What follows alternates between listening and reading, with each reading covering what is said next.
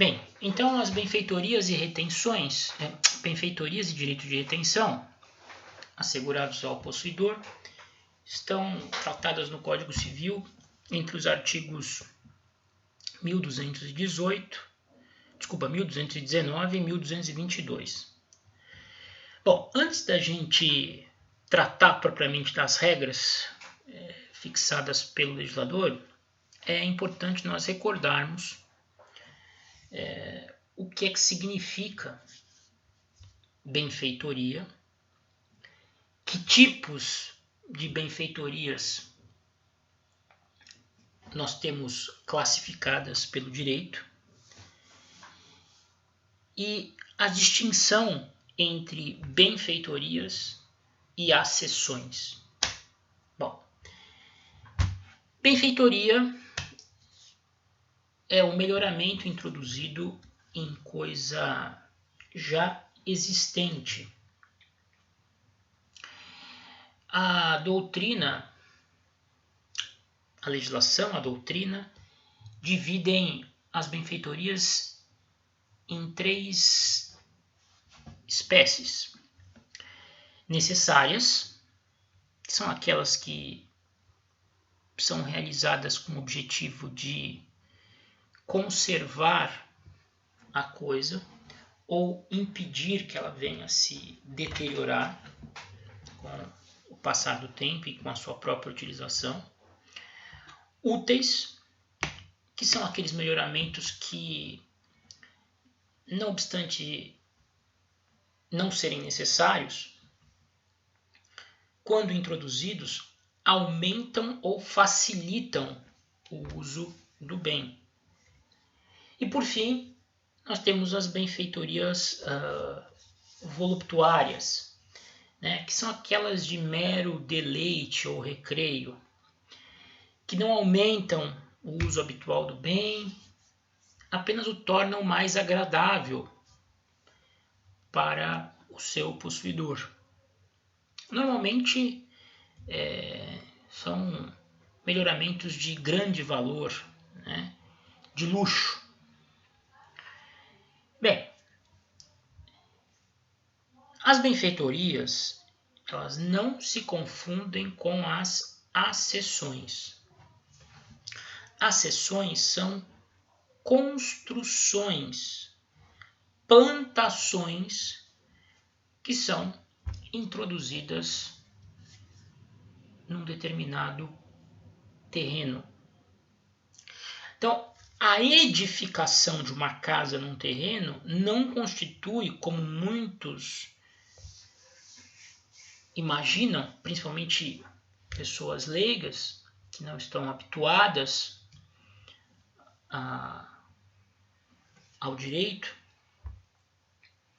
benfeitorias. As edificações em terrenos vazios ou a introdução de uma plantação, de uma cultura de um determinado produto, um determinado legume, fruta, enfim, grãos, constituem sim, do ponto de vista jurídico, acessões. Por que eu faço essa distinção? Porque o código não garante ao possuidor de boa-fé indenização ao possuidor, de modo geral, seja ele de boa-fé ou má-fé, indenização por acessões. A indenização é garantida apenas para benfeitorias, melhoramentos introduzidos em coisa já existente. Ok? Enfim, fixadas essas premissas, percorrida essa fase inicial, vamos então ao exame propriamente das regras que falam do direito à indenização por benfeitorias. Novamente aqui, o Código distingue muito claramente o tratamento conferido ao possuidor de boa-fé daquele fixado ao possuidor de má-fé. O possuidor de boa-fé goza de muito maior proteção do que o possuidor de má-fé. O 1219 fala do direito à indenização das benfeitorias introduzidas pelo possuidor de boa-fé. Diz lá o legislador: o possuidor de boa-fé tem direito à indenização das benfeitorias necessárias e úteis, bem como quanto às voluptuárias, se não lhe forem pagas, a levantá-las quando o puder sem detrimento da coisa, e poderá exercer o direito de retenção pelo valor das benfeitorias necessárias e úteis.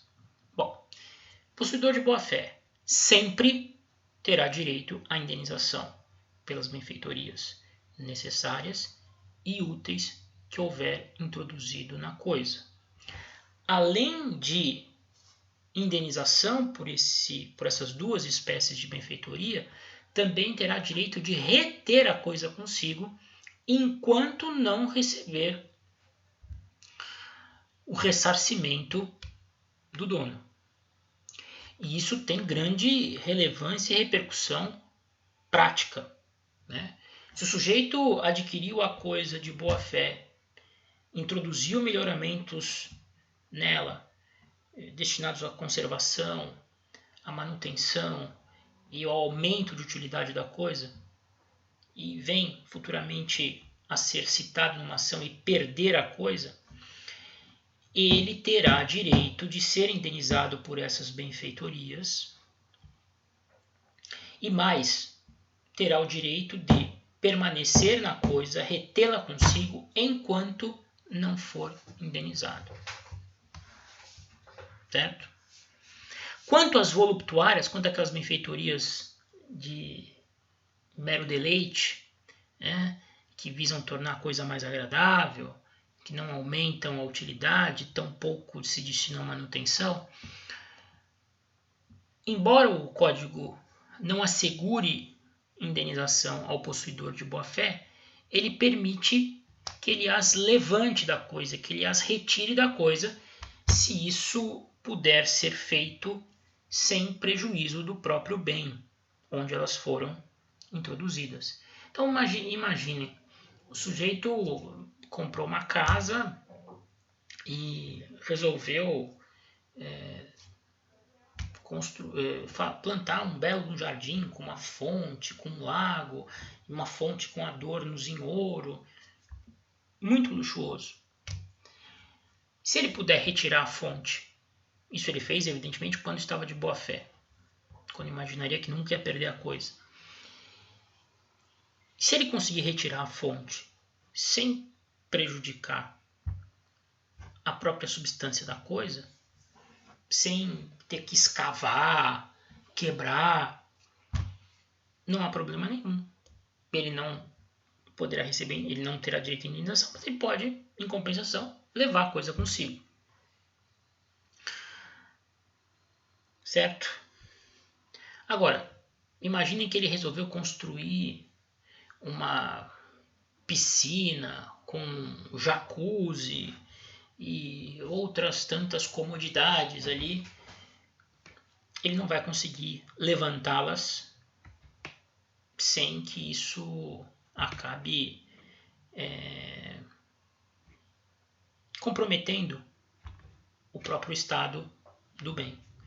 Então, nesse caso, ele vai acabar perdendo essas benfeitorias em favor do dono. O possuidor de má-fé, por sua vez, só tem direito ao ressarcimento das benfeitorias necessárias. Artigo 1220. E não lhe assiste o direito de retenção pela importância delas, nem o de levantar as voluptuárias. Ou seja, o possuidor de má-fé, além de não ter direito à indenização das benfeitorias úteis e voluptuárias, também não dispõe do direito de retenção da coisa para ressarcimento das benfeitorias necessárias, e tampouco também o direito de levantar as voluptuárias. Ou seja, para o possuidor de má-fé, só se garante a indenização das necessárias, que se destinam à própria conservação e manutenção da coisa, em nome da vedação ao enriquecimento sem causa. Porque essas benfeitorias, se não realizadas, certamente teriam provocado a deterioração ou a destruição da coisa, que agora retorna às mãos do proprietário. Tudo bem? O 1221 diz o seguinte: as benfeitorias compensam-se com os danos e só obrigam ao ressarcimento se ao tempo da evicção ainda existirem. Aqui o legislador também traz uma regra muito razoável e proporcional, né? Se o valor dos danos causados pelo possuidor à coisa for maior do que o valor das benfeitorias que ele eventualmente tenha introduzido nela, compensam-se danos com benfeitorias. E, evidentemente, somente serão ressarcidas, somente serão indenizadas as benfeitorias que ao tempo da evicção, ou seja, ao tempo em que o possuidor devolve a coisa para o proprietário, ainda existirem. Porque se o cara fez lá um melhoramento qualquer no imóvel quando entrou e depois o retirou, o removeu, ou o que ele introduziu, por exemplo, um abrigo para veículos, ele usou durante um tempo e depois retirou, evidentemente que não vai haver direito à indenização, porque a indenização se justifica pelo fato do proprietário haver recebido uma coisa melhorada. Se o melhoramento introduzido já desapareceu antes mesmo da evicção, não há razão para indenização. Finalmente, o 1222. O reivindicante obrigado a indenizar as benfeitorias ao possuidor de má-fé tem o direito de optar entre o seu valor atual e o seu custo. Ao possuidor de boa-fé, indenizará pelo valor atual. Outra distinção de tratamento mais gravosa para o possuidor de má-fé. Se o possuidor de má-fé houver introduzido alguma benfeitoria necessária e, por isso, o reivindicante, o proprietário, tiver de indenizá-la, o proprietário escolherá o valor que pagará ao possuidor de má-fé. Ele pode escolher entre o valor atual e o valor do custo. Ele vai escolher aquilo que for mais conveniente aos seus interesses, ou seja, aquele valor que for menor. Já em relação ao possuidor de boa-fé, o proprietário não tem essa possibilidade de escolha. Ele terá que indenizar pelo valor atual, ou seja, pelo valor atualizado da benfeitoria. Presume-se que o valor de custo é sempre inferior ao valor atual, né? Você não precisa corrigir, né? Então, vejam, o possuidor de má-fé pode receber apenas aquilo que ele pagou sem qualquer espécie de correção, de atualização, enquanto que o de boa-fé tem direito a receber o valor das benfeitorias atualizadas. Tá? Apenas para a gente concluir a matéria e o vídeo de hoje, lembrem-se que esse enquadramento das benfeitorias em necessárias, úteis ou voluptuárias é relativo. Uma benfeitoria pode ser voluptuária numa determinada situação e, num contexto distinto, ser considerada útil ou até mesmo necessária. Necessária é mais difícil, mas útil, muito comum. Por exemplo, a construção de uma piscina numa casa. Em princípio, a construção dessa piscina vai tornar o ambiente apenas mais agradável, vai possibilitar maior diversão, natureza de mero deleite ou recreio. Só que a construção dessa mesma piscina num imóvel que abriga uma academia é um melhoramento que aumenta a utilidade da coisa, benfeitoria útil. Fiquem atentos nisso. Um abraço.